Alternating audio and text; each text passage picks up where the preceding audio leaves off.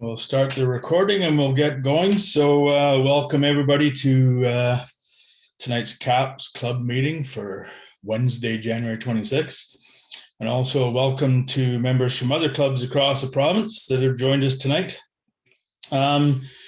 Just start off quickly by going through some housekeeping notes, and then we'll get into our featured presenter, Rick Hulbert.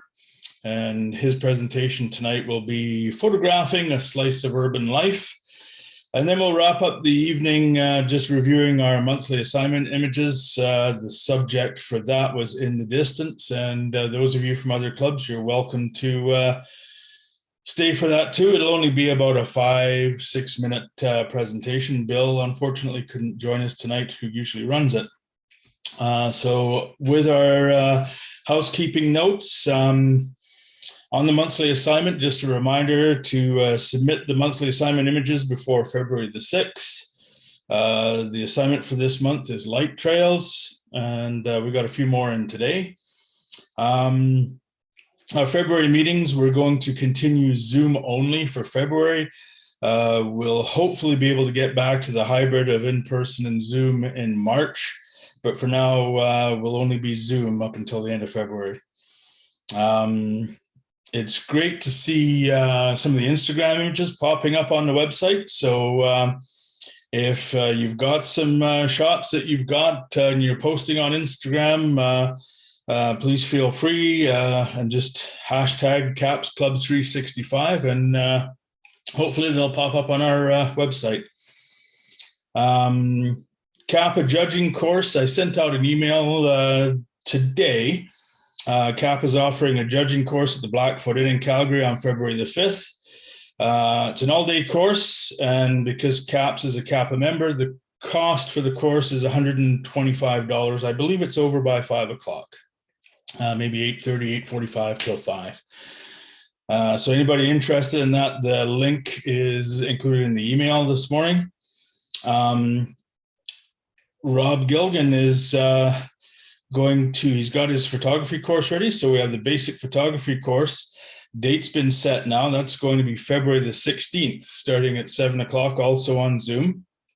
Last night, I sent out by email a registration form. So if you're interested in joining Rob for that course on basic photography, just send back the registration form, or if you like, you can go onto our website. I've got the form loaded there in the member section, and just quickly fill it out. It's just a matter of your name, email, and what type of equipment you're using, your camera. Interclub competition. The deadline to submit images for the interclub competition with the Wyndham Club is February the 1st. We've been getting some great submissions so far, but we're still welcoming more. So if you've got some images you want to submit for that competition, especially in the people category, that's the one where we're suffering right now. We don't have too many in that one, but feel free. You got till February 1st, and just want to thank all the submitters so far.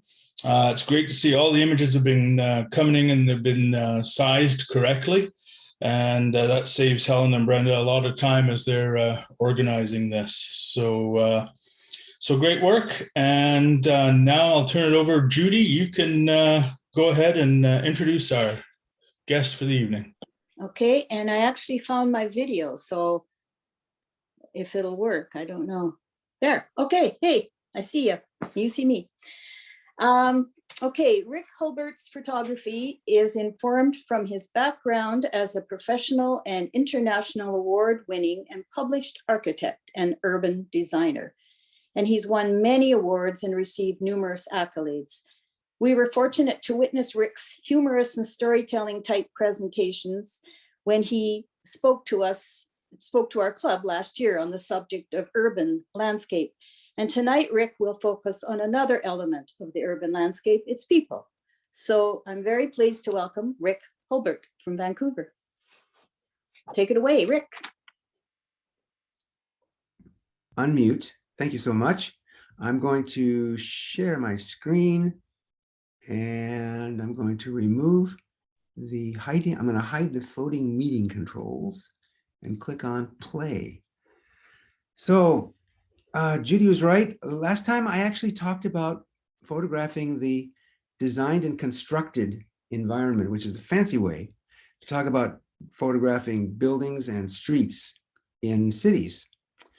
But I didn't have the time to talk about a very important aspect of urban photography, which is the fact that buildings and streets are designed for people and their activities. So tonight I'm going to focus on photographing people. Specifically, it's called street photography. For the most part, it's candid street photography, but I'll also show you some photographs of people who are aware they're being photographed, okay? And I'm going to focus on street photography in color. A great phrase to be thinking about when you're photographing people is think about finding a slice of urban life, a slice of life, okay? Photographing people that, you know, that are strangers is not comfortable to most people.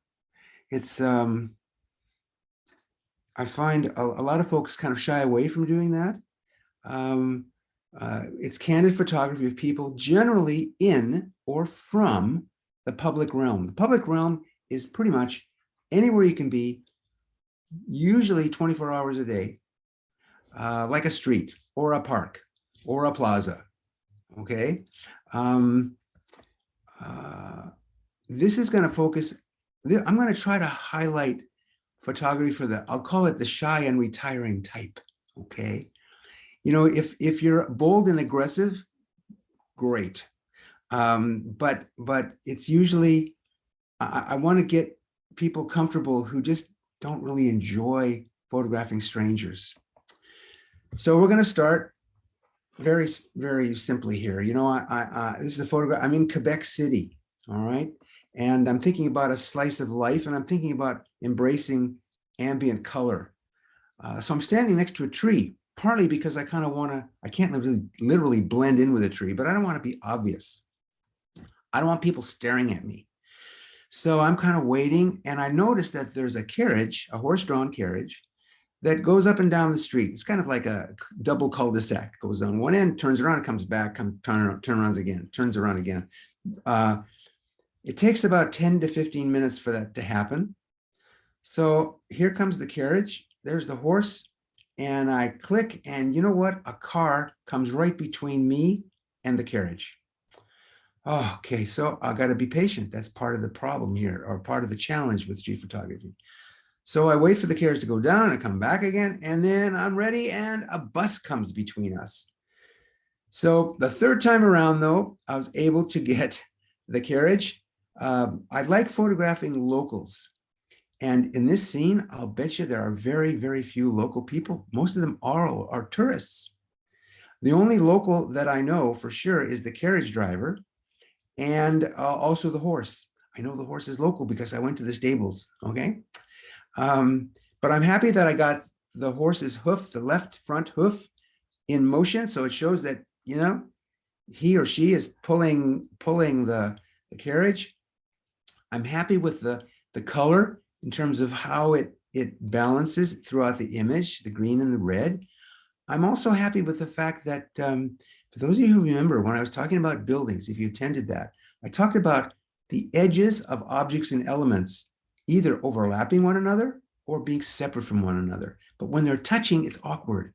So if you look at the top of the roofs, there's 1, 2, 3, 4, 5, 6, 7, 8, 9, 10 or so appurtenances. Things are sticking up, chimneys, whatever you want to call them. And they're all independent, so it's really clear. So that's how I picked the locations. I basically found a backdrop that I liked, and I waited for something to happen. Candid street photography can be, you know, you can get closer, right? I'm sitting on a bench. The gentleman across from me is a local. I know that because I was kind of watching where he was going, what he was doing. So I put the camera to my eye and click while he's reading the paper. This is the schoolyard. So I'm getting closer now. I'm getting closer to people. Now these ladies are behind a screen because it's a women's school, and it's French school. I took French in high school, but I really speak very little French. So I just held up my camera like meaning like, is it okay if I take your picture? And they smiled and giggled, and that was in French, that means yes. So I click the shutter. I'm going to zoom in so you can kind of see what I got here. It's very tough when you've got bars in front of people. How do you decide, you know? So I was kind of a little bit bobbing and weaving to try to get their eyes in the picture. So I got the irises, barely, but I got, you know, six eyes. So that for me, that was a successful picture. Color of skin is varied. So it was a bit of a challenge, but you know, I'm happy with it. Here I'm even closer. I'm not going to get any closer than this guy, so don't worry. I'm standing on the corner in, actually now this is in New York City.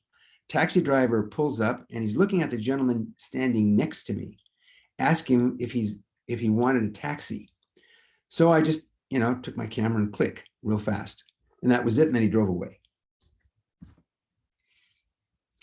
So I talked about photographing in the urban realm or the urban human habitat, okay? There's a list on the left, right? Streets, sidewalks, crosswalks, laneways, alleyways, promenades, plazas, parks. You can photograph transit vehicles, bus stops. If people are on their balconies and terraces and you can view them from the public realm, that's okay. And so forth, okay? The reason I put through windows is because this is a little delicate, but if I'm in a restaurant, I like to sit by a window and I can look out the window and photograph through the window. That's fine. So this is photography in or from the public realm. I'm going to zoom in on this picture. What I'm actually doing here is I'm in a very comfortable location. I'm in Vancouver. I'm about a meter off the ground. I'm on the stoop of a couple of towers on the corner. So these people are not going to be looking at me. I'm up a little bit. And I'm just kind of, you know, I'm trying to capture, I know it's a crosswalk, right? That's a great place to start because eventually you know where the people are going to be. And I'm happy with this. Why? Because I've got 6 people in the crosswalk coming towards, you know, kind of towards me. They're all doing their own thing or talking to each other. They're not looking at me. They've got different clothing, different hairstyles. Look at the shadows of the people. Remember I said last time, the shadow of an object is part of the object. Ha! So I was able to get their shadows as well. I'm not happy with the cars. I wish the lime green car and the gray car on the very left were switched. Why? Because the lime green car clashes with the yellow line. And you might say, are you serious? You're worried about that? No, I'm not worried. I want you to understand that there's no such thing as a perfect picture. And it's okay to find what's wrong. And you just keep going, right? But that would be a concern that I have with this particular photo. I know in Photoshop, I could play with that, but you know what? In street photography, this kind of photography, it's supposed to be not done too much in software. You can play a bit with tones, color, but you're not supposed to like completely change the image.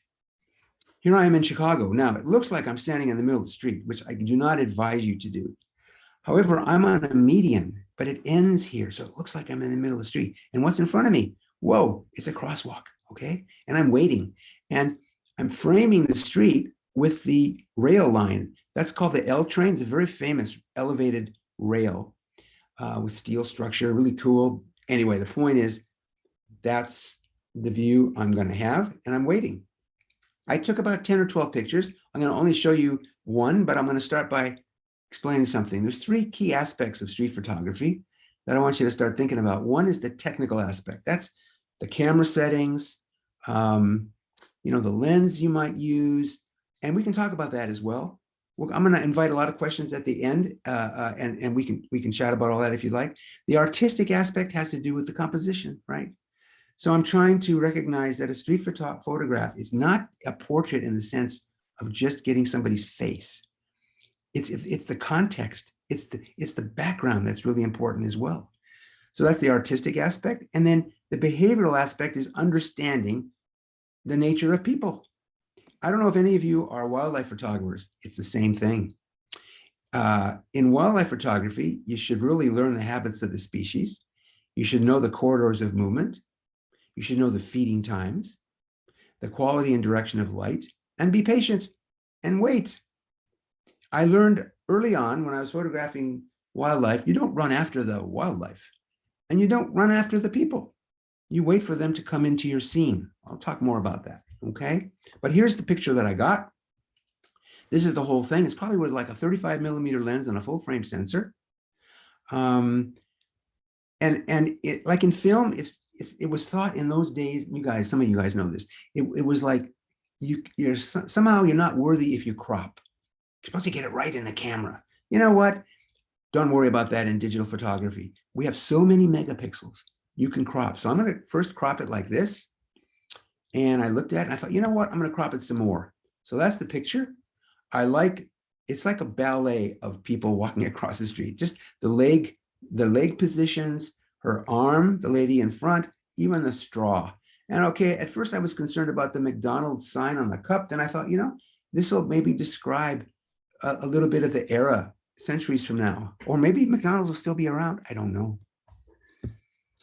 This is in Brussels, Belgium. How do I get these pictures, by the way? I teach photography in a lot of different cities in normal times, right? Mostly Europe and North America. I always arrive a little early, a couple of days, to try to get an idea of where would be good to take folks for photography. And so this is Brussels, Belgium. This is a complex picture. I'm looking through a window into a cheese shop, but I wanted to capture the street behind me, right? The buildings behind me. So like I'm photographing two sides of the street at the same time, if that makes any sense.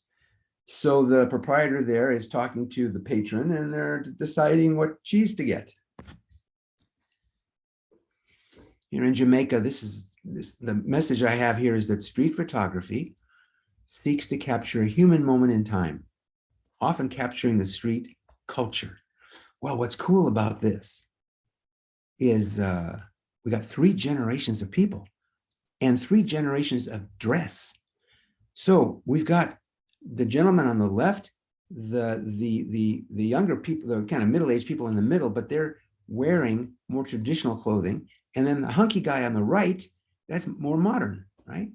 And I like the way the colors dispersed. Look at how, first of all, the red, right? The red starts on the right, comes up, and then it ends up on the left.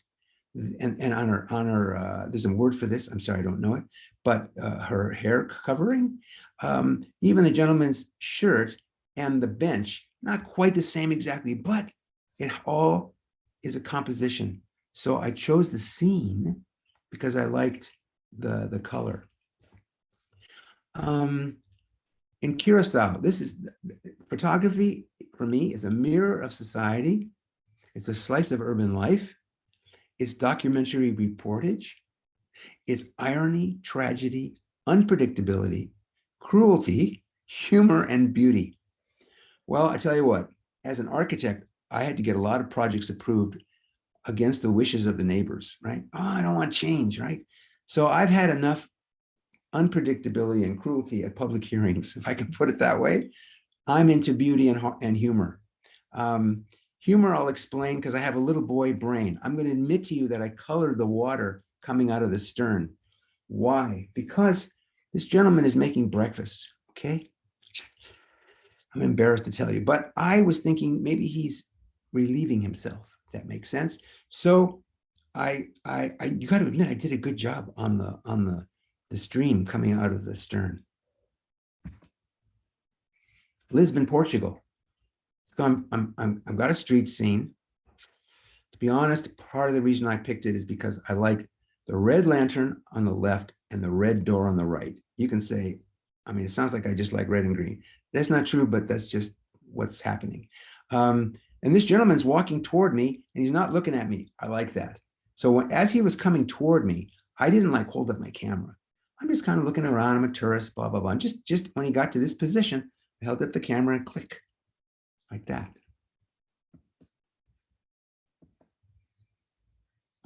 So guys, I'm here tonight because I absolutely love photography. And as Judy mentioned, I used to practice architecture and urban design. So people, when they see me sometimes and they haven't talked to me in a while, they ask me what I'm doing these days.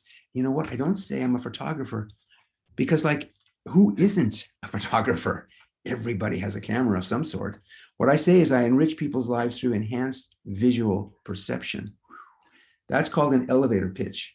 And you can imagine I get some interesting reactions. But it's a conversation starter. So I talk about, why I love photography. So I'm passionate about teaching and education. And I love the quote from Jill Biden down south. Teaching isn't just what I do, it's who I am. That's how I feel. So as a teacher, got to bear with me. I'm going to maybe give you a few disruptive thoughts, not to give you a stomach ache or anything like that. I just want to leave you with some things that maybe you hadn't considered before. So I am going to focus on how to take some of these photographs and feel comfortable doing it. Okay. I'll talk about visual perception. I really believe that if you're on a mission to photograph something specific, like it's mindful photography, it's thoughtful photography, that's important in street photography. You got to concentrate. You got to be able to anticipate the movement of people. So if you're in a group, it's tough. You can't walk down the street in a group of people. It's like the paparazzi. I mean, how would that work? So when I teach a class on street photography, I take like just 6 people and I go out with privately each one for an hour or two, just walking around in locations. And I'll explain what I do when I get there. So just hang for a moment. Tonight, I'm going to show you lots of pictures. Don't worry, but I'm also going to have lots of words to say. So I know not everybody likes words. They're just into pictures, but just bear with me, please. I know a picture is worth 1,000 words, like I said in the last presentation, but I actually think a great phrase is worth 1,000 pictures, okay? So we're going to spend a little time in Havana, Cuba.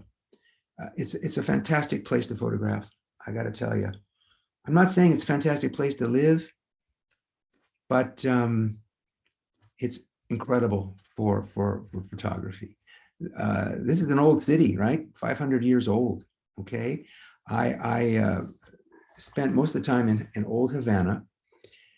A street scene, why did I even show you this? Because nobody's looking at me. They're all doing their thing, okay?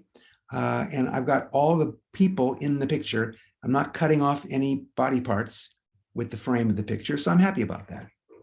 And we'll talk more about that as well. So let me give you some thoughts on some considerations. What to consider if you want to be a street photographer or even want to just take pictures of people.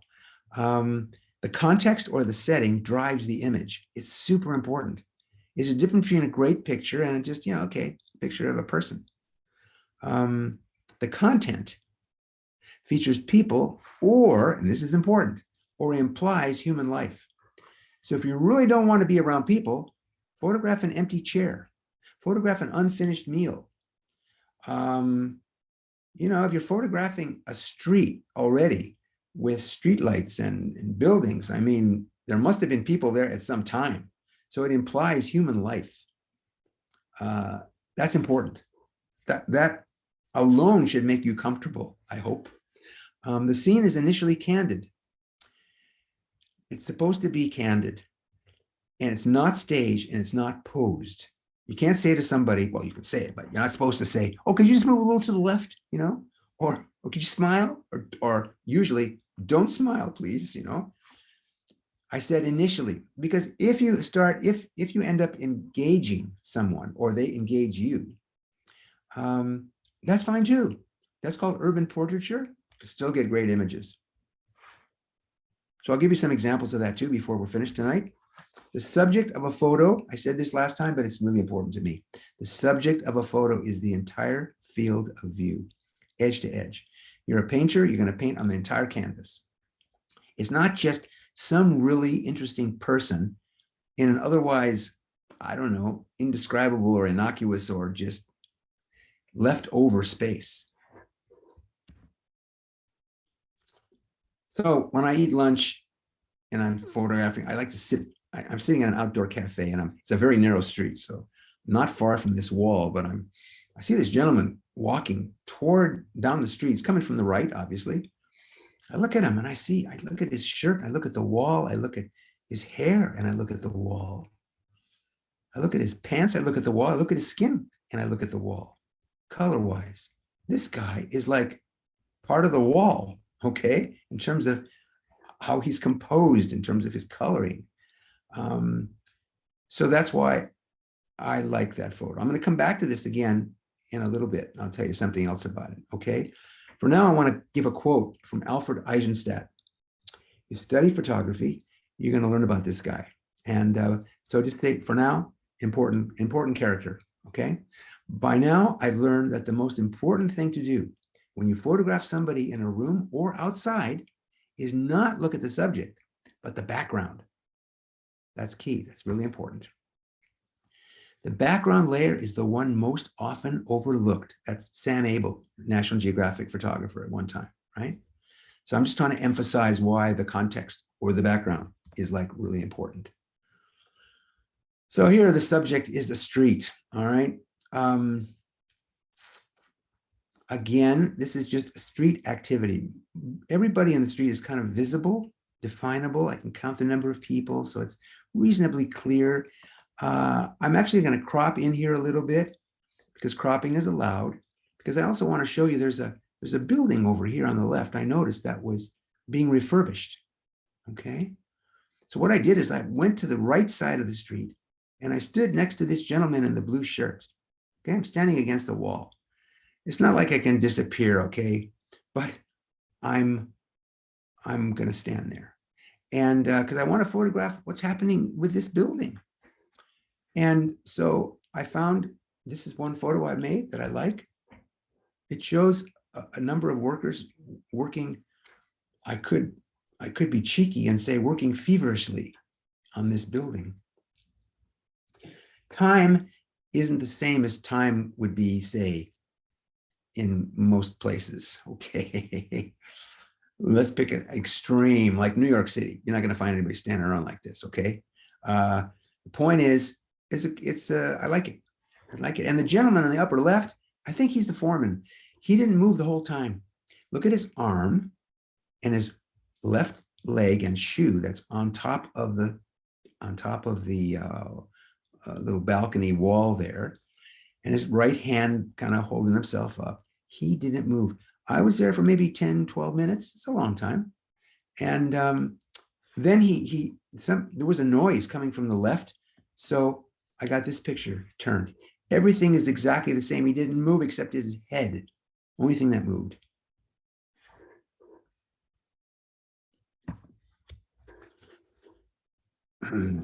You know what? A lot of people talk about storytelling. I'm going to give you an idea what my objective in storytelling is, all right? If you want your photograph to tell a story, think of the components of a stage play. Only instead of starting with a script, the story evolves from a product of the following components, okay? Instead of a cast of actors, you have people and or things.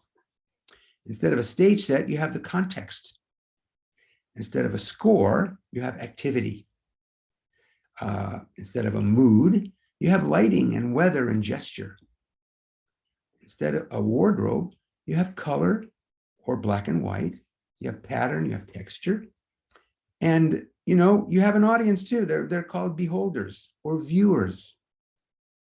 So the bottom line is all the stuff on the left adds up to a script for a stage play, and the stuff on the right adds up to a story for a photograph. So here's my story. I'm walking along and I see these three guys. Oh my God. If I was a stage set designer and I said, give me a stage set that looks like a building that's really old. In fact, it's got layers. You can tell the layers of history on the building. Hire 3 hunky guys, dress them so they're all different, but you know what? The colors all blend together. Different skin color, but close, and clothing, all 3 different kinds of shoes. Look at the hairdos. I mean, really, this is really cool, I think. And this is going to sound really cheeky, but all that matters is what you, the photographer, think. It's what I think for my photos. It's what you think for yours. If I tell you I love my photos, it might sound arrogant. My mission as a teacher is to get you to love your photos as much as I love mine. That's all that matters. Okay. I know a lot of you guys love judging and all that stuff. That's fine. Great. Enjoy. But in terms of growing as a photographer, I'm recommending you ultimately need to please yourself. So here's what I did. I pretended I was photographing the screen door. That was my plan. That was my kind of intent. I'm going to go over there. I'm going to photograph the screen door, and I'm going to, if I have my head facing any direction, it's going to be toward the screen door, but I can see out of the corner of my eye, right? And I clicked the shutter, and these guys didn't move, so that was really cool. Why is that cool? Well, they're all doing their own thing. They're not even looking at each other. It's just awesome. So I'm happy with this, to be blunt. This is in Guatemala, Antigua, Guatemala. And well, I found this yellow building during the afternoon. And of course, it was total shadow. But I have a program called the Photographer's Ephemeris. There's a lot of different programs that tell you where the sun is going to be different times of the day. So in the early morning, I discovered the sun was going to be grazing along the edge of the wall from the left. Perfect for shadows. Oh, yes. Perfect. Then I was across the street and I waited for people to walk by. And you know what? You know what I'm going to say. Bicycles, motorcycles, cars. Oh my God. I got this picture and I'm happy with it. I love the hand of the lady on the shadow. Look at this. That's awesome. That's her hand behind her back there, behind her blouse. That's the hand. And so, you know, that's the picture. Now, I'm admitting to you that I probably took another dozen or so pictures, right? And sometimes I just want you to know that very few, it's almost impossible. You don't just walk up and take a perfect picture. Not that this is perfect by any means. By the way, I wish this lady was like about a meter further back from the grill. It's okay, but you know, I'm being really picky. It's okay. You're supposed to be picky. But then sometimes I'm watching, I go to a lot of other presentations, right? Because I want to see what other people are doing. And I sometimes look at an image and I think, this is great. I wonder what other ones they got, right? So I'm going to show you another one that I got in just a moment. First, a quote from Sam Abel again. Compose a photograph from back to front and then populate the picture. We're all saying the same thing here, okay? See this? This lady was jogging down the street. I got her off the ground, both feet off the ground. I'm happy with it. Even with the grill of the window behind her, doesn't really conflict with her. It's like, it's very clear. I think I'm happy with this. Essentially what photography is life lit up. And the key to this quote from Sam Abel is the punchline at the end that says, life is enough. Like, I know I could be doing long exposure. I could be doing intentional camera movement. All that's good, by the way. Great. But, you know, remember that I think for me, searching and discovering reality, if I can say it that way, is a big thrill for me. I don't say you have to do this. I'm just talking about myself right now. So this picture, as an example, was shot. I shot it in shutter priority.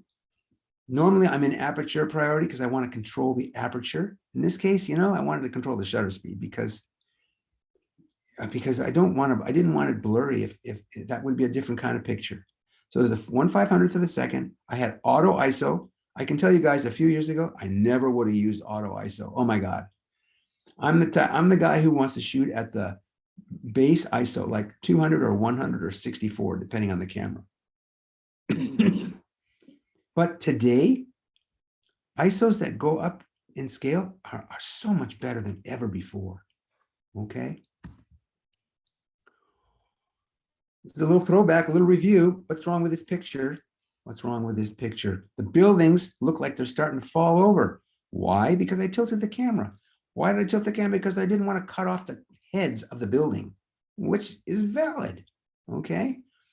So, but we don't want that, you see. What we want is this.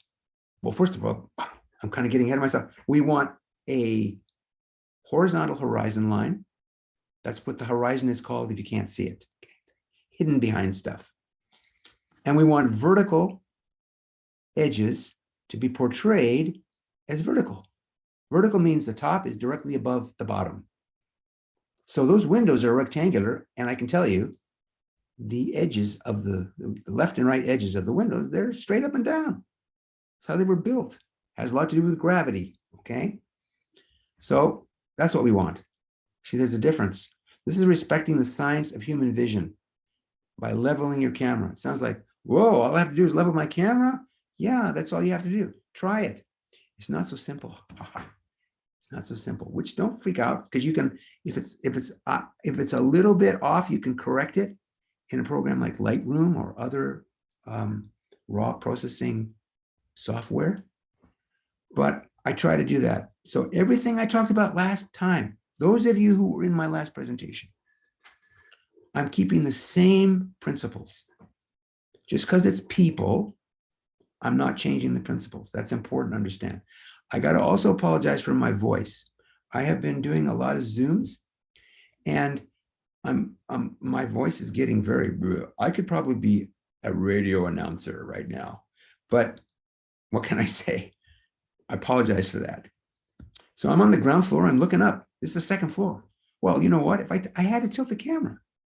So I corrected it afterwards. I just made the verticals vertical.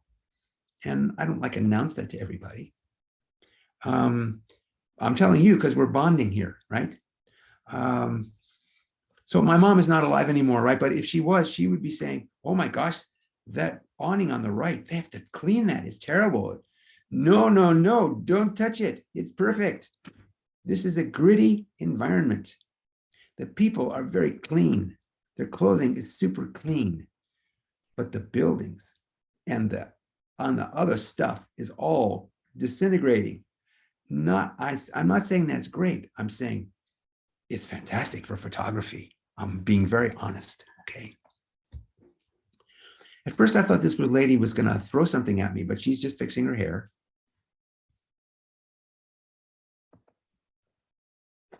I'm on the roof of an adjoining building, and I'm looking down and I see, oh, I see this lady exercising.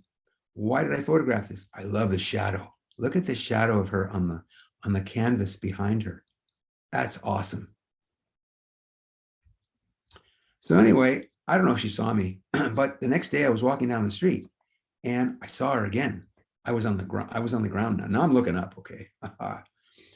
And but she gave me the peace sign. I thought at first, you know what I'm going to say? I thought she was flipping me the bird, if you know what that means. But I smiled. You know what? If you smile, it's huge, really. Yeah. And the verticals are vertical, because that's how your brain sees it. If the horizon line is in the field of view, that's when your brain senses verticality. But if you tilt it up, if I tilt it up a little bit more and the horizon line was out of the field of view, do it whatever you want, a different world, or looking down, for instance. I love photographing kids. You have to be really careful today. I always try to ask the caregiver or the parent. I didn't find one around here, so I'm walking down the street, so I clicked. As soon as I clicked the shutter, the girl goes, Papa. Oh, so I'm thinking this guy's going to be like 7 feet high, and you know. So I just kept walking, to be honest. So it's urban portraiture because she knows I'm photographing her. But look how cute.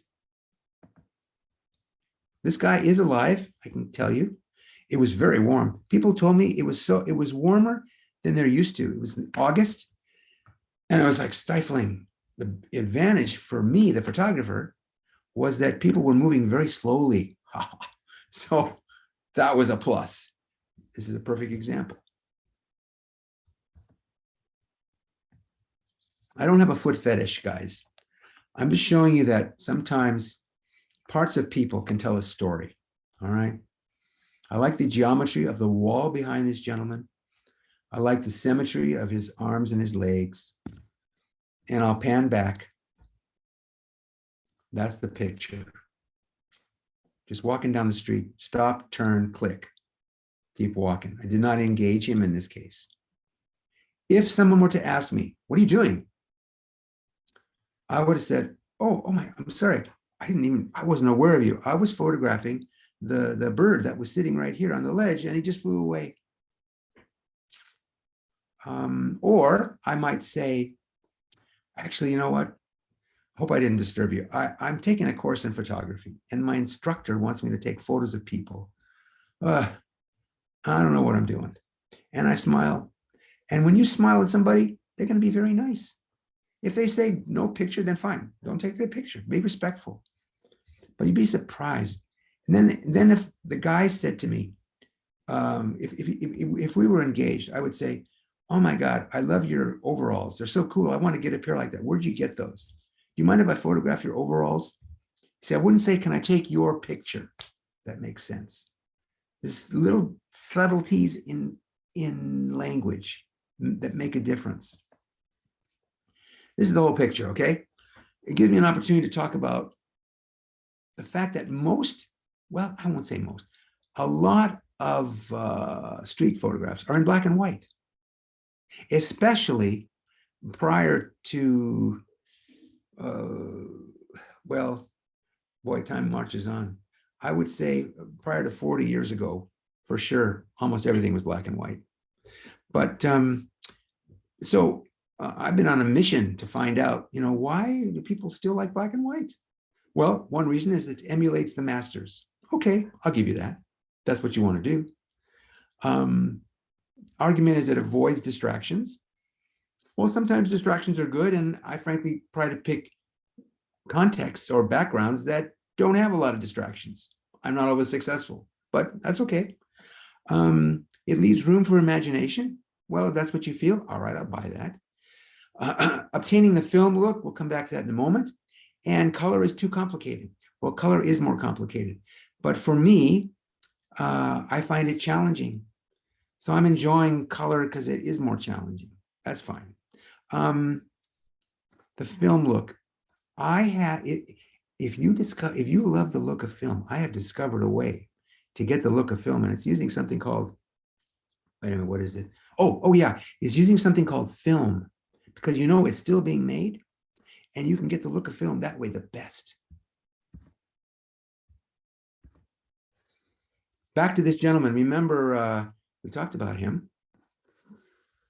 I'm going to show it to you in black and white.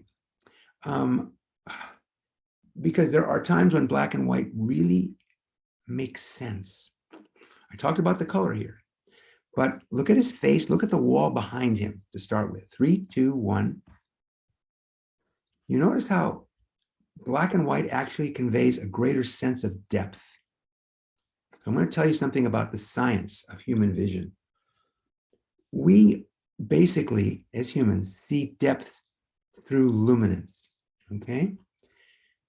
Luminance is a measure of brightness, okay?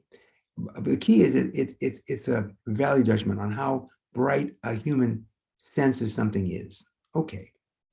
The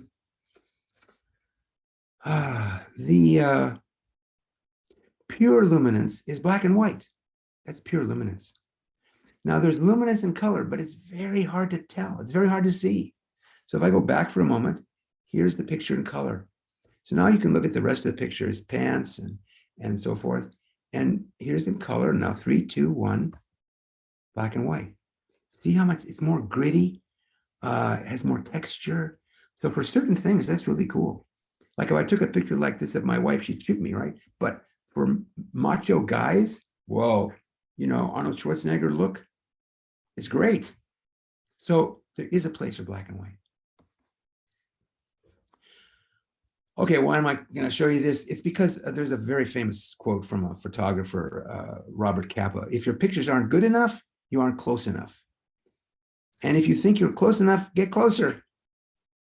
And that's okay. But there's a point where I don't want to walk up into somebody's face. And I don't want to use a telephoto lens, because that actually, you use a telephoto lens, then people are thinking, are you trying to catch a drug deal or something? So that's not going to work either, in my suggestion, okay? However, what I love is the reverse. I want to show more of the context that still features the man on the steps, but now shows this incredible array of architecture, detail, construction. Look at all the chach on the wall, the wiring. Oh my God, it's just crazy. but and the street, look at the street. Yeah, that's all part of the history of the place. I like the fact that the pot is a similar color to his shirt, not exactly the same, but you get the idea. So I like it.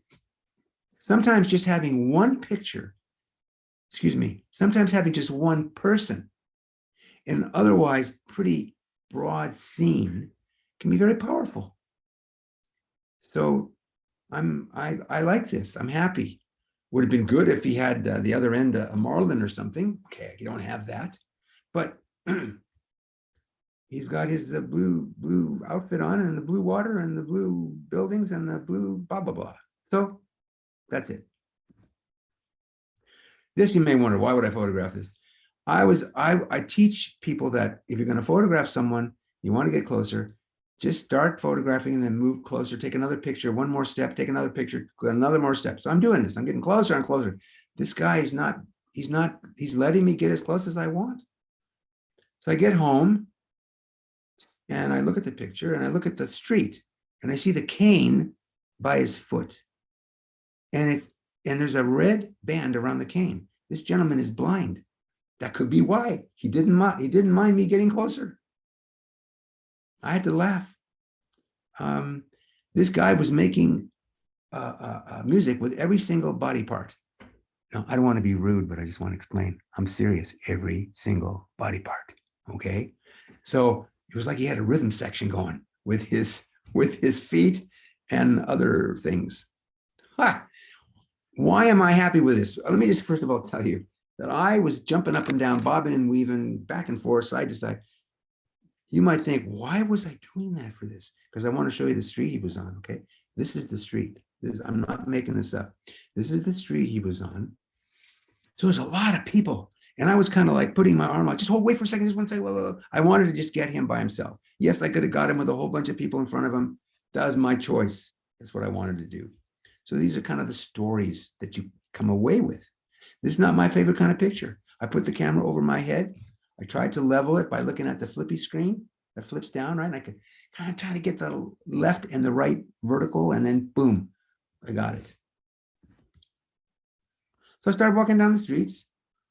It was hot, right? Doors are all open. People are all in their houses, and they've got grills in front of them, so fine. This one, I didn't quite get all the eyes. There's 6 eyes in this picture too, but I got 5 of the 6. This lady, I don't want to mess with her. I think she's really tough, but she was smart. I smiled. She just looked at me. Probably thought to herself, gringo, tourist. Okay, so I'll take it.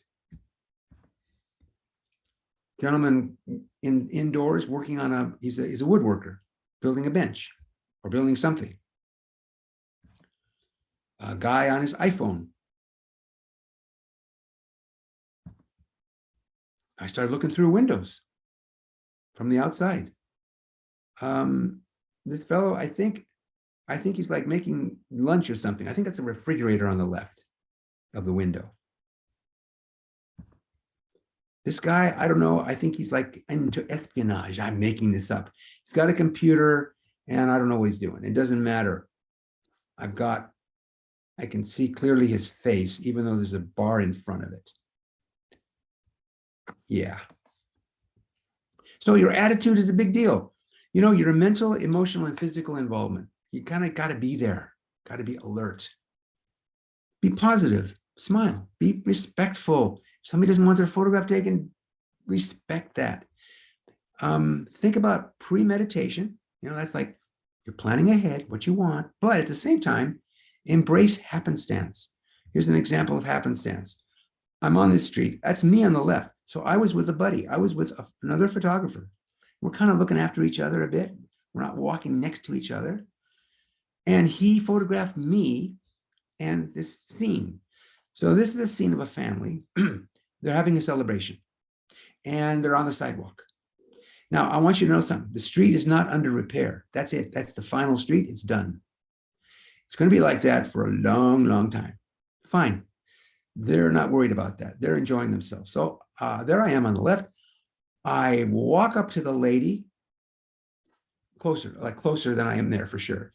And I think I stepped on this centerpiece. And she's looking at me like, what are you doing? They're dancing. So I started dancing. I'm at an age where I'm not afraid to embarrass myself. Okay. And so I start wiggling around like I'm dancing, like an old guy dancing. And I got this picture. I'll show you here. I'm building trust, okay, through my body language. Now, that picture is one where she's looking at me and saying, you dirty old man, you know, in a nice way. And her child is smiling, having a good time. And yeah, it's great. I'm happy with this. This lady does not want me taking her picture. Okay, at first I thought she was going to wave, but she is like saying, oh, so I said, oh, sorry. And I just smiled and I kept walking. But that's the picture. Yeah. So let's talk about engaging people. I'm walking along and there's a band playing. And remember, I'm with my buddy. So I said, hey, take my picture. I'm going to be in this band. So I used to be a musician. And I played the clarinet and I played percussion. Anyway, this gentleman here on the left, he's a bongo player. He's the leader. So I walked up to him and I did the motion like bongos, moving my hands up and down. And I said, yeah, you let me sit down. That's me. And there I am playing the bongos. And I'm part of the band. The story is, I did not get any pictures of these guys. But I bonded with them in a way as if I ever go back there, they would let me be a part of the band. In fact, when I left, I'm walking away. This gentleman on the left comes running after me. I'm thinking, oh, now I'm in trouble. What I do wrong, right? I get this feeling. He was bringing me this patch here, which is the band patch to put on my hat to kind of like be a band member. So it was so nice. It was great. You're shy? You know what you do? Go up high, not too high. I'm on the 3rd floor of a building and I'm looking down. I'm watching people, and they don't see me. They're just walking by. That's fine. I got his shadow. Look at the shadow. Oh, awesome.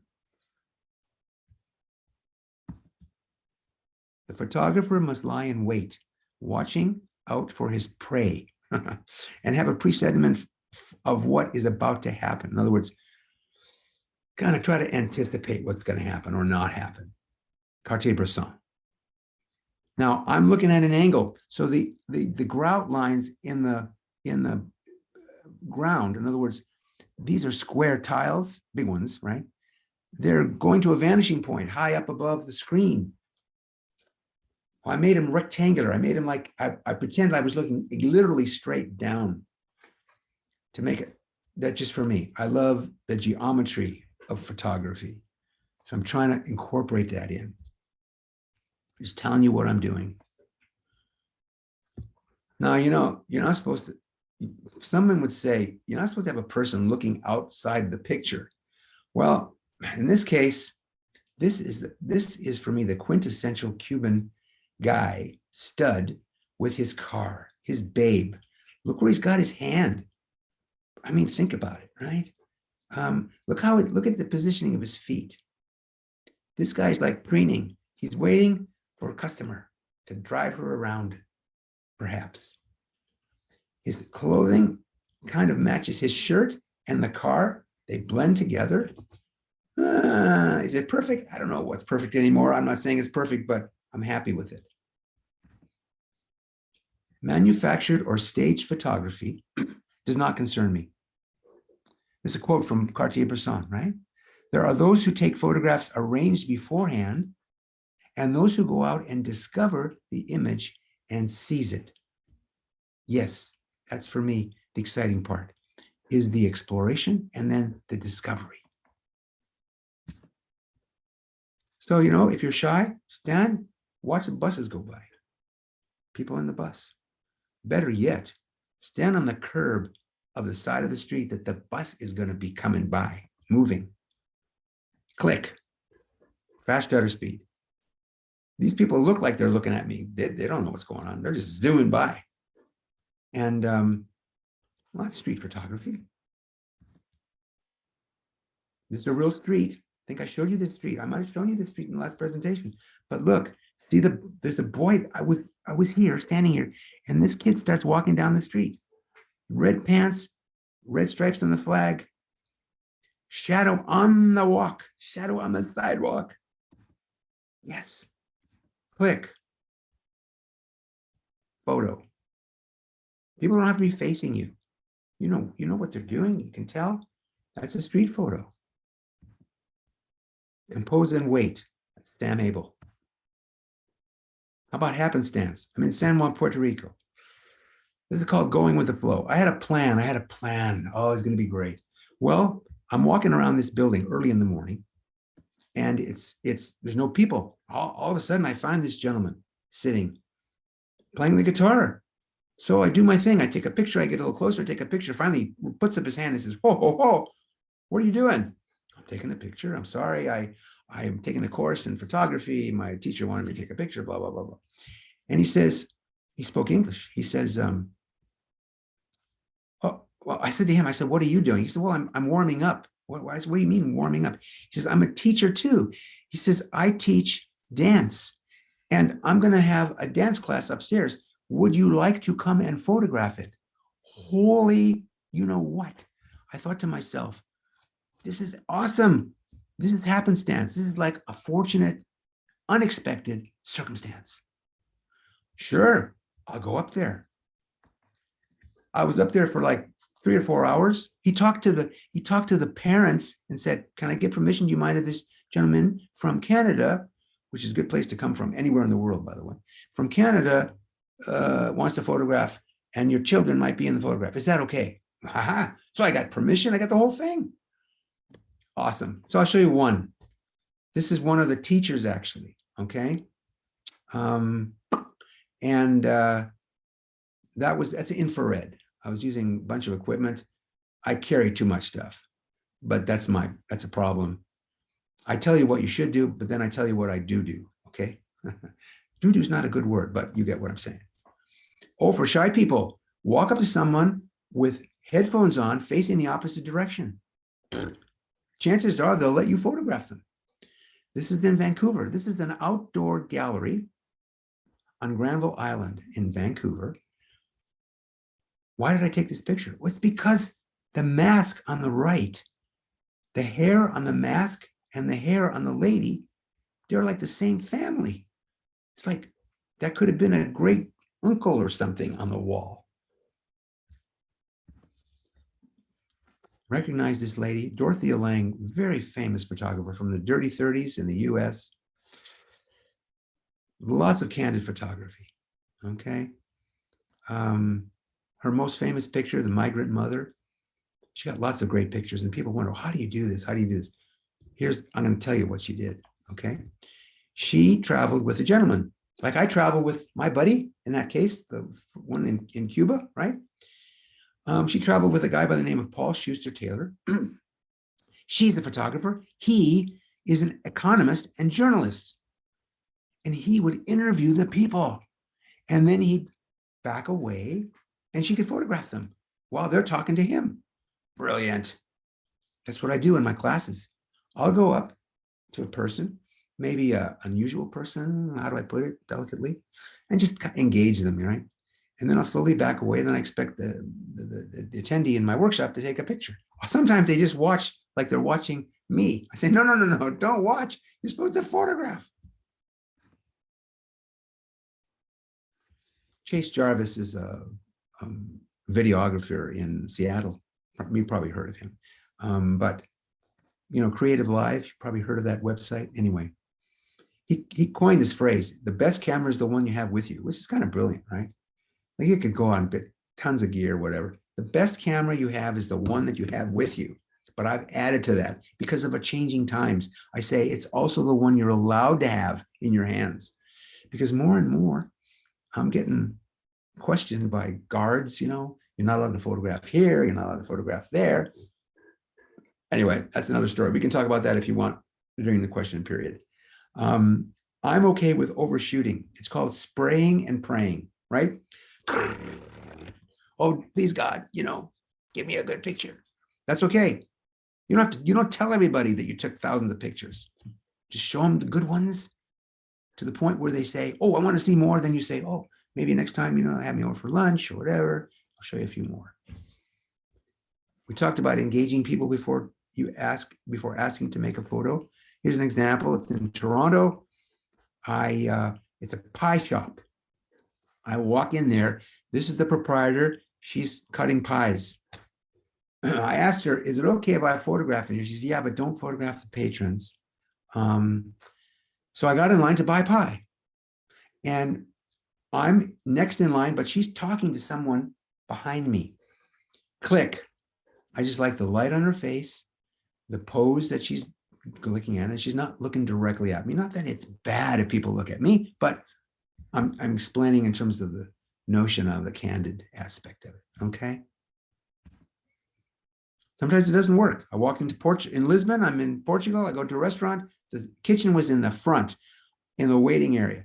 I saw the chef, it's breakfast, she's making pancakes. I'm thinking, oh, I want to get when she's flipping pancakes. So I said, I kind of motioned, can I take your picture? She smiled. She says, okay, I can take a picture. I said, but she didn't move. Like I said, well, yeah, well, do your thing, like flip the pancakes.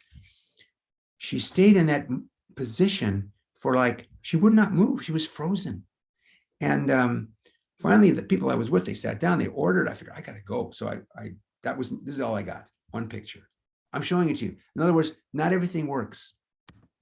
Doesn't always work. That's if it was that easy, it wouldn't be fun. I'm sorry. It is a challenge. Juxtaposition, contradiction, and irony. Here's an example. I'm in Toronto. I'm walking down the street, Kensington Market. I see this graffiti on the left, and then the butcher, who's to the right, comes out. He's got a cigarette and he sits down. I'm thinking, I got to get ready. I check my settings on my camera, blah, blah, blah. Puts the cigarette in his mouth. He takes a little puff. There's a little smoke. I look over here. I'm thinking, done. That's it. Now, I like it. Some people say to me, oh, it's too bad he didn't have like a Sherlock Holmes pipe. Yeah, it's too bad. But I mean, here's the shark with a cigar, and we got the pipe, and we got the cigarette. We got them all. Learning from words. A few quotes. I work from awkwardness. By that mean I don't like to arrange things. If I stand in front of something, instead of arranging it, I arrange myself. That's important. That's what photography is all about. You arrange yourself. That's Diane Arbus. It all comes down to the same thing. You can't make anything happen. You just have to be ready when it does. Oh, great quote. It's by a lawyer, believe it or not, Andrew Vatz. One more. If you guys got to get this one. You miss 100% of the shots you don't take. This is awesome for photography. But of course, it's Wayne Gretzky, which may give you stomachache or may give you proud cheers, whatever. It's okay. But I'm using it for photography because you do miss 100% of the shots you don't take. It's okay to shoot. Now, embarrassingly, I'm going to tell you a quick story. I was thinking I'm such a lucky guy. I'm charmed. I got a charmed life. The volcano is going to erupt and I'm going to be there to see it. And I thought, well, that's a little dangerous. Why did I think that? Well, it didn't erupt. But you know what? 2 months after that, this is not my picture. The volcano erupted. I can't believe it. I was thinking, I can't believe it. I missed it. Meanwhile, here's a story. I'm on the street. I hear noise down the street on the left-hand side, right over here in this doorway. A lot of clanging metal. What's going on? I walk in there. And it's a store that sells metal furniture. Still, where's the clanging come from? Oh, there's a door in the back and there's a workshop and they're making the metal furniture.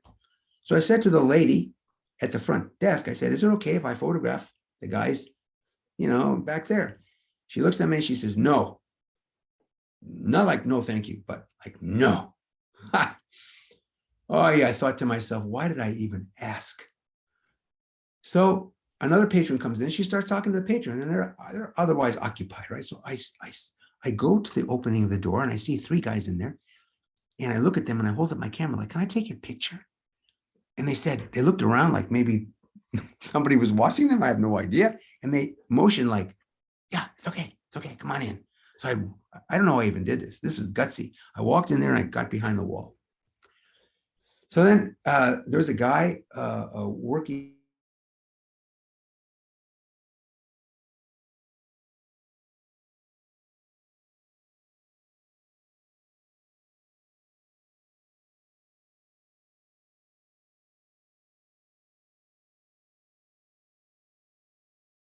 That's it. Don't get any closer because it's a little dangerous. But that's my volcano picture that I didn't get. The real volcano, this is a different kind of horizontal volcano. Okay, I love photographing kids. You got to be very careful these days, guys. Kids are very well protected, hopefully. And I don't blame parents, you know. So I was in Central America, and I actually, this was, I thought, brilliant. I thought at the time. I sent away to 3 orphanages. And I asked permission to photograph children. And they said, you know what you got to do? You got to bring gifts. I'm thinking, oh, okay. So I go to my wife and I say, well, we got to bring gifts. She's a teacher, my wife. So she says, I said, so we got to go to like a toy store. She says, toys? No. When they say gifts, they need paper, they need pencils. They have nothing. Oh, okay. Sorry about that. So we did that, but I also went to IKEA and I bought a whole bunch of finger puppets. Okay. And then when I look at the picture here, I open the door. What do you see? Look at the lady. That's the caregiver. She's holding a child. Look how she's holding the child. Very protective. Don't show the face. Face him backwards. Look at the young man there, kind of forlorn, kind of like, oh, another day in paradise. What do you white guys want? I was with 2 other people. I picked 2. I was on a ship, not at this time. I got off the ship. Okay? I came with 2 ladies who were probably in their 60s, and they were like short. So they let grandmother leave. I can say that in a positive way. They were flanking me. Okay. And so anyway, that was the look. Then I pulled out the finger puppets, or they pulled out the finger puppets. Oh, the kids went crazy. In fact, there's so much movement that they're a little bit blurry, but look at the face, look at the change. This was the picture before of the lady, of the caregiver, the kid, and the son, or the older boy. Look at this. Now she's saying, here, you want the kid? Take the kid. She invites me into her house. She lets me sit on her plastic covered furniture. Everything's covered in plastic. Okay.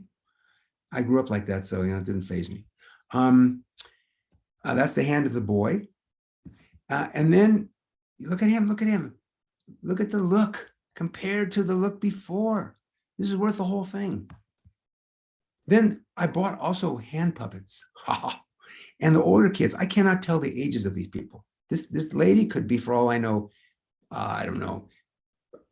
I don't know what age she is. Doesn't matter. She's getting into it. This is just great. Okay, kids came from everywhere. This is the first orphanage. 80 puppets, remember? I actually went through 80 puppets in the first orphanage. I went through every puppet. It was gone, right? And then it was time to go. What am I supposed to do? Am I supposed to say, okay, everybody, hand in your puppets? You can't do that. So it was still worth it. It was great, guys. It was a fabulous experience. Another story, Cambridge, England. This was awesome. I got to teach in Cambridge, okay? And I'll try to make this quick. I wanted to photograph the street. Like how many people want to photograph the street, right? But that's me, okay? From my architecture, right? Because it's a famous street with those chimneys and blah, blah, blah. So I have an 85 millimeter lens on a tripod, okay? Set up so it's just, it's like everything's perfect. And I don't know if any of you play golf, but if you play golf and you're teeing off, how many times does somebody stand in front of you and tee off while you're teeing off?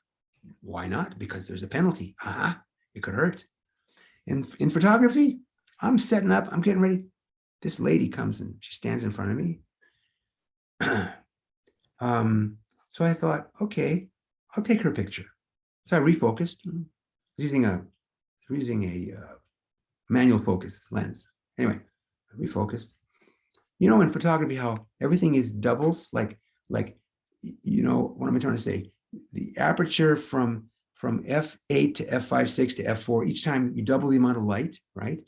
Or the shutter speed from a quarter of a second to an eighth of a second to 16th of a second. You know what I'm trying to say? It's like half as much or twice as much, on and on and on. You get what I'm trying to say. Same with ISO. Okay. So after this, what's next? Okay. Oh, now it's two people. Okay. This guy on the right, I'm sure he's on a day pass from prison, but that's okay. Look at his, you don't have to look at him. Look at his hand. He's saying, what the heck is this guy photographing? Then there's four people.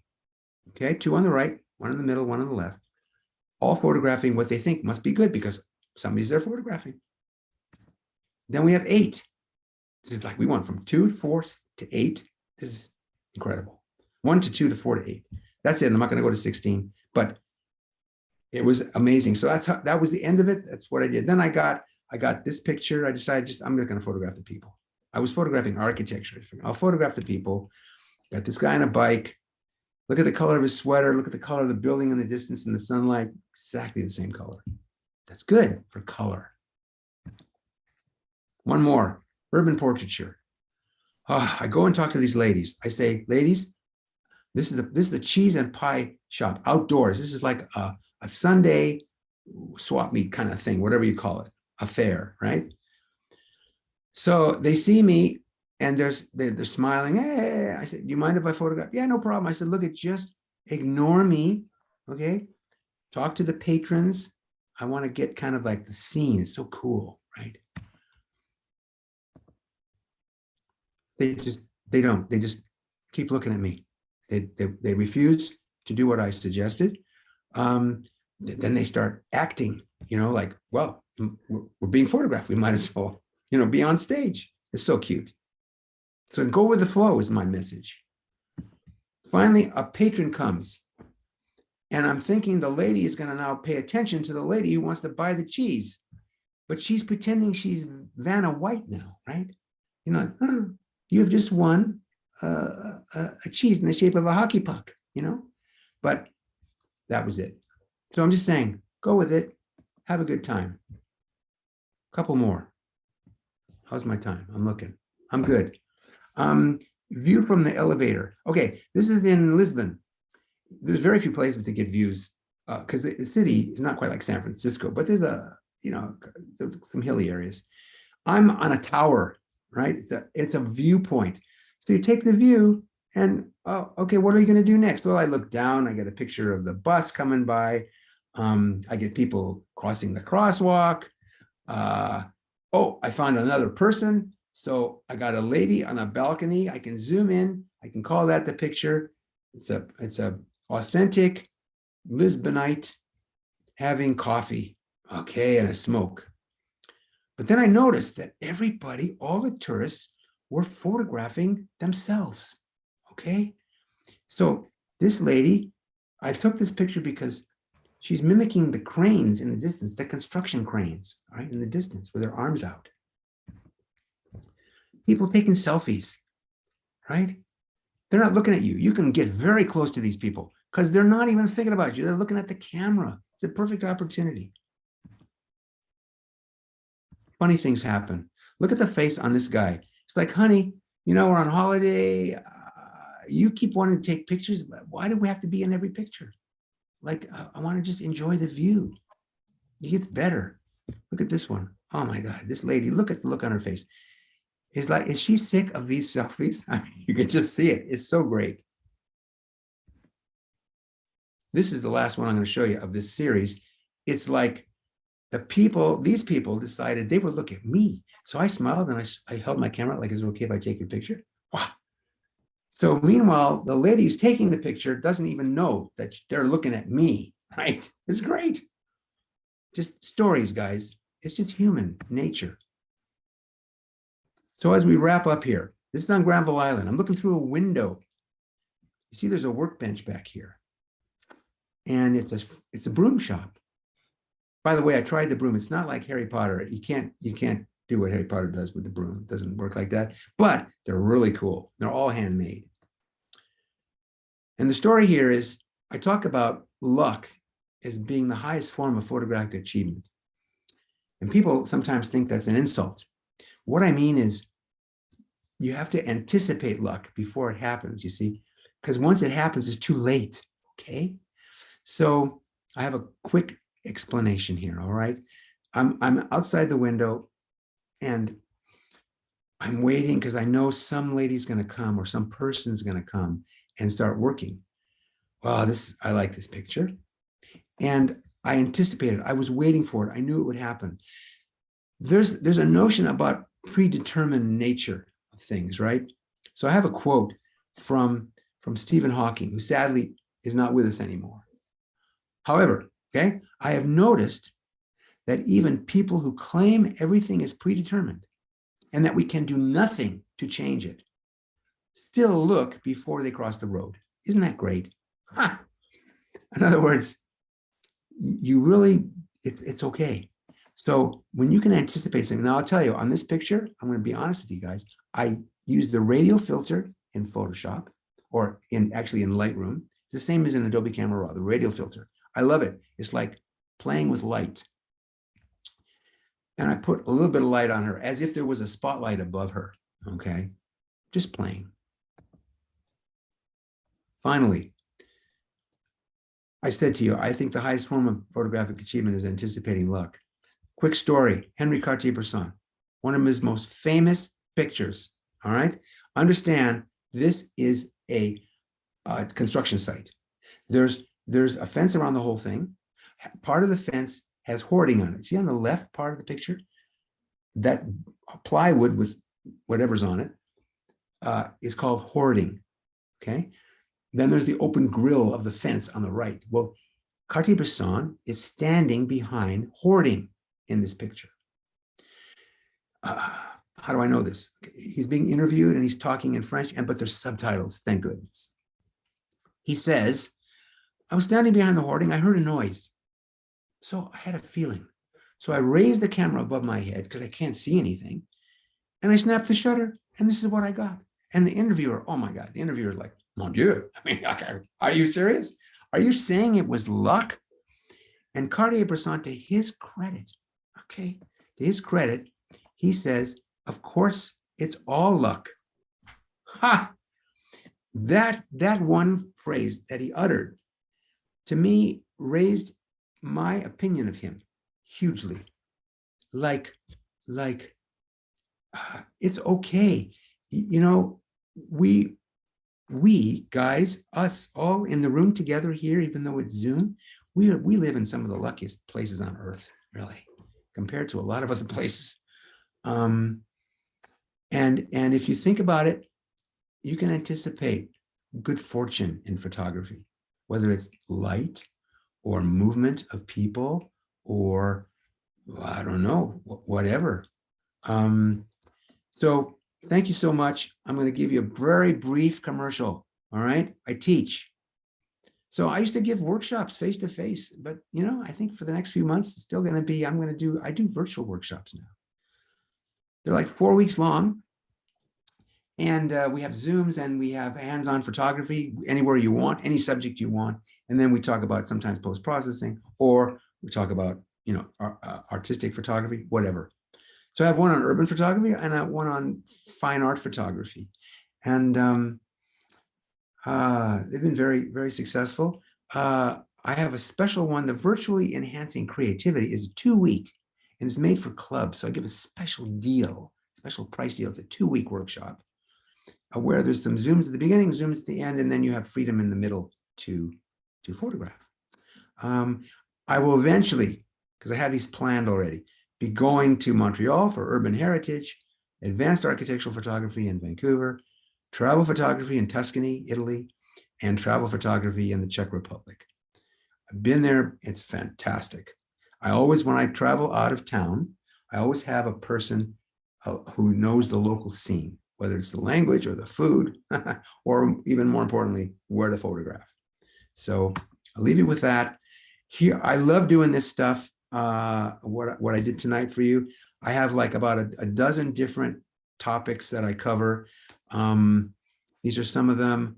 I would love to come back and maybe one day come back and be like live, and maybe be able to provide a optional workshop for some people who, if they're interested. So I'll leave you with that. And last thing, consider checking out my website, rickhulbertphotography.com. Consider on the first page at the bottom, there's a place where you can sign up for my news updates. Come out 8 times a year, not 8 times a month, not 8 times a week, not 8 times a day, because I get so much stuff. But I want to know what other photographers are doing. I don't want to drive you crazy with email. But I want you to just be aware of the workshops I'm doing, and maybe one day we'll be able to interact face to face. So that's how you subscribe. You'll see it's on my website. And thank you guys so much. I am going to stop my screen sharing here. And let me just, I have to put on my glasses to be able to see where to stop the screen sharing. I think it's right here. Stop share. Hopefully there's some people still here. I tell this story how when you're talking and you don't see anybody, you don't even know what's going on. You don't know if they're still there. But those of you who stayed around, thank you so much. If you have any questions, thanks, Mufti. I appreciate it. Any questions? You know, I think you're allowed to unmute.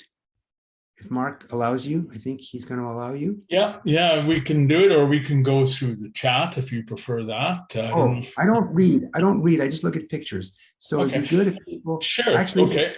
I can go through these ones that are here if you like. Why don't you do that? All right. So our first one was from Edie. Edie would like to know, what lens did you use for the horse and carriage photo? Okay. And also, what did you use with the man on the bench reading the newspaper? Okay, so that was both with a 28 to 70 millimeter lens, okay, on a full frame sensor. So the first one was more like 28 millimeters, to answer your question. And the guy on the bench, it was probably around 60 millimeters. Edie, if that helps. Thank you. So basically, I'm trying to I was in that case, I was just trying to work with one camera and one lens.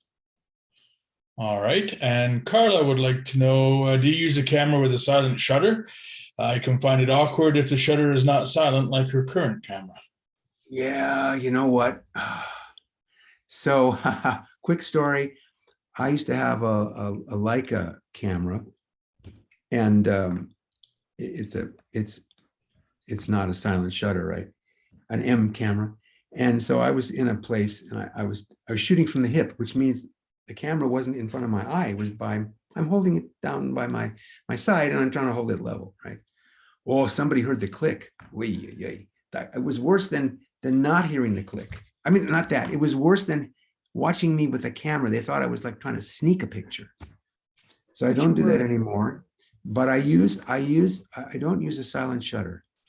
In part because I'm so old-fashioned, I don't even know if the picture worked. If I don't hear it, I think, oh, did it actually click? Did it work? So it sounds crazy. I'm just being very open with you. So I just use a regular camera. I have a Nikon Z7 for street photography. I used to be using a Nikon DF, if you know that camera. I don't want a huge camera, and I don't want a huge lens. So the lens is f4. I know it's nice to have a super wide aperture, but then it gets scary. The lenses get so big, people think, what are you gonna do?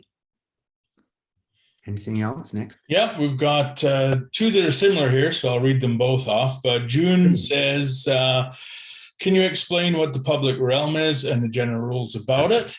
And then Ron asks, very similar, do you eventually need consent of the individuals in photos, especially if the photos are published and or exhibited? Regarding this issue, this is a long one. Could you explain the boundaries of taking pictures of people? Related to this, do these boundaries of taking pictures of people vary from country to country? He says, I enjoy taking candid street photography, but sometimes the candid photo presents itself prior to you asking for permission to take their photo. Absolutely. It always does. Because once you ask permission, it's like, it's probably not candid anymore. But I'm going to try to answer. I can't be too brief. I won't make it too long though. First of all, the rules change. They change from province to province. In Canada, they change from country to country. In general, you should assume that if you're in the public realm, it's okay to photograph. I got to clarify that. First of all, the public realm is generally like streets, walkways, where the public is allowed to go. It's not a ticketed event, okay? It's where people are. So I like sidewalks where there's people and I find a nice backdrop. Or streets. Okay, having said that, in Houston, Texas, the streets, some of the streets downtown are owned by the buildings that front on them. I didn't know this. I was on the street photographing a building in the distance, far away. It was a tall high-rise. Somebody comes up to me and says, you can't do that because this is private property. Well, I said, I'm on the street. I said, yeah, but we own the street. Really? So my suggestion is, don't fight. It's not worth it. Don't get into big arguments. I often will ask people who come up to me that say I can't do something. I say, oh, I'm sorry. I'm glad you told me. I'm teaching a class and I don't want to do the wrong thing. Can you show me the legislation, or can you send me a link so I know what I'm allowed to do? So I've been doing that for the last 10 years. To date, I have this many responses. You see that? 0 responses. Okay. So the end of the story is this. If you're asked not to photograph, it's probably just better to not fight. I have a couple of lawyer friends, and that may shock people because I'm actually friends with lawyers. The thing is that they both initially, I asked them, I said, I want you to give a lecture on street photography because I always get asked this question. Sure, let me do some research, they said. Both of them came back to me within 3 months to say, I'm sorry, I can't help you. It's too complicated.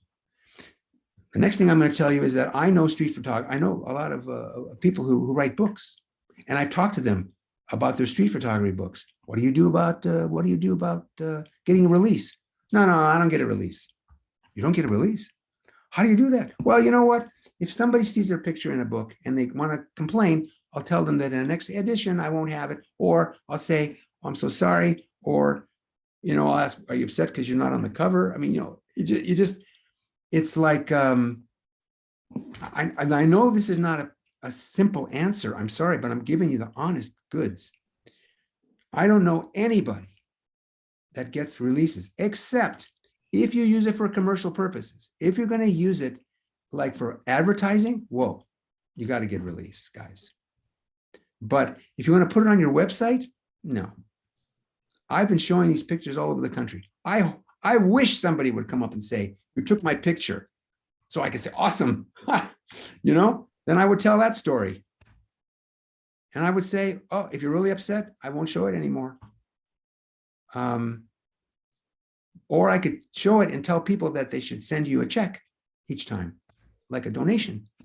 You got to be a little bit lighthearted. Don't be insulting, but know that some people just don't want their picture taken. I hope I answered the question.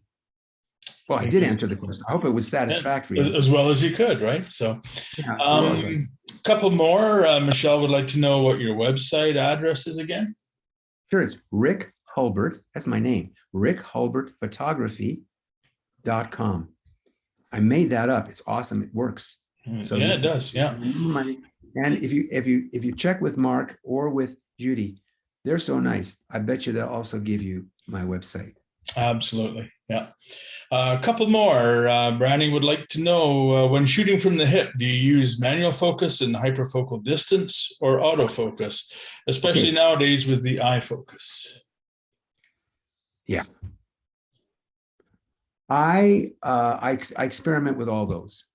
So hyperfocal distance, you know what that means? Is it means you can set the camera where you get the you know in advance the minimum and maximum distance that you're going to have in focus. That's nice. I'm not doing portraiture, which means that maybe then I would want to get the eye in focus, the leading eye, and everything else is blurry or bokeh. Be polite, okay? That's a different kind of photography. You notice that most of my pictures, a lot of them were in focus, front to back. I guess I'm admitting to you that I don't use well, I have autofocus now. And yeah, it can work. It can be good. But manual focus, I don't use manual focus. Well, I do manual focus on some cases because some of them the lenses are but for street photography, you know what I do? I pre-focus. I know where I want the picture. I know I'm waiting for someone to walk into on the stage set. I pre-decide where that distance is. I focus that and I'm ready. Does that make sense? Yeah. Okay, and one more. Any tips for shooting street in bad weather, rain, snow, or wind, etc.? Oh yeah. You know, rain can be fantastic, but now you have to understand. For rain, it's the reflections that can be fantastic. If you're not a super nice person, what you do is you find a location on a sidewalk where there's a lot of water in the street on the curb, by the curb, and you wait for a truck to come by when somebody's standing there, and you don't say to them, oh, sir, you should move over because you're going to get splashed. No, you wait for the splash. Okay, now that's not nice. But I'm admitting, as I mature in age, my brain, I've got a little boy brain, and I think things that I shouldn't even be telling you, but I lost all my filters. So the good news as the teachers, I tell you everything I do. I hope I don't insult anybody or upset anybody, but I'm just being super open. If my wife was here next to me, she'd be giving me the elbow at every other picture. Don't say that. Don't tell him you were hoping the volcano would erupt. I was hoping. Anything for the picture. Anything else? No, that's it for the questions. We've got lots of thank yous and fabulous imagery and excellent presentation and all kinds of good stuff like that. So on behalf of everybody Lucy here. has her hand up. I have a question. Too late for a question? No, it's a fine. I'm in charge here. I'm curious as to particularly thinking of the yellow background house when you've got the person walking and you wish they were fractionally to the left. And the other part, then you got the runner. Now, I was in a situation like that not too long ago, and I missed someone who came fast, just like that runner. And I thought to myself, I wonder if I should do motor drive. And then I thought, oh my God, if you do motor drive, you go home and you've got 49 million pictures. Yes. The answer is yes, you can use motor drive. It's not bad. Do you ever do it? I have, yeah. Yeah. Anywhere, does it work?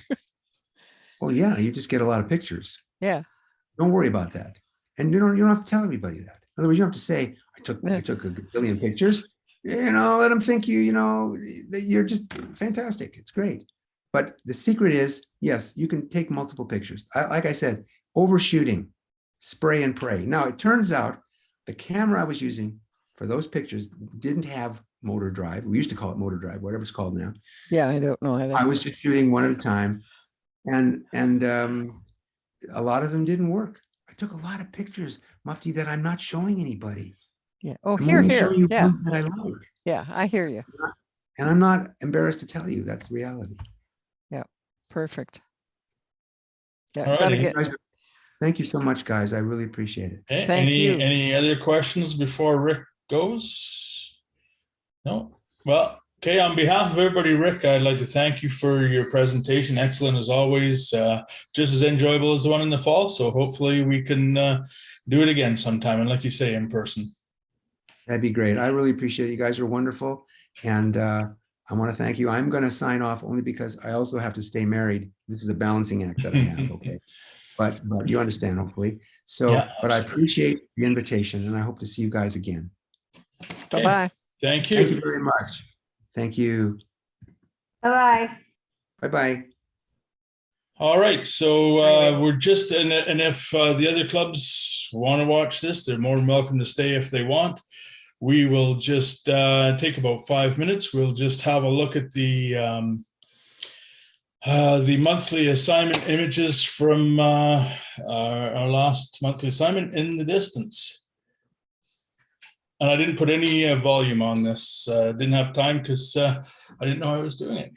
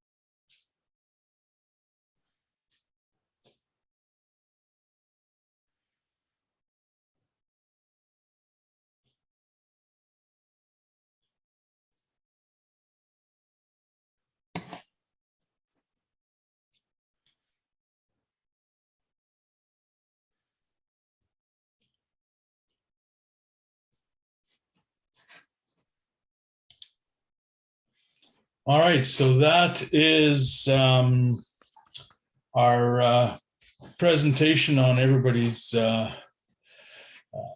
images from the last contest, or assignment, I should say. And hopefully Bill's available for the next one, and which is the Light Trails one in February. So thanks everybody for joining tonight. And I will get this posted as soon as I can and send out an email to follow up tomorrow. Thanks again, Mark. everybody. Thanks. Thank you. Night. Bye-bye. Bye-bye. Good night.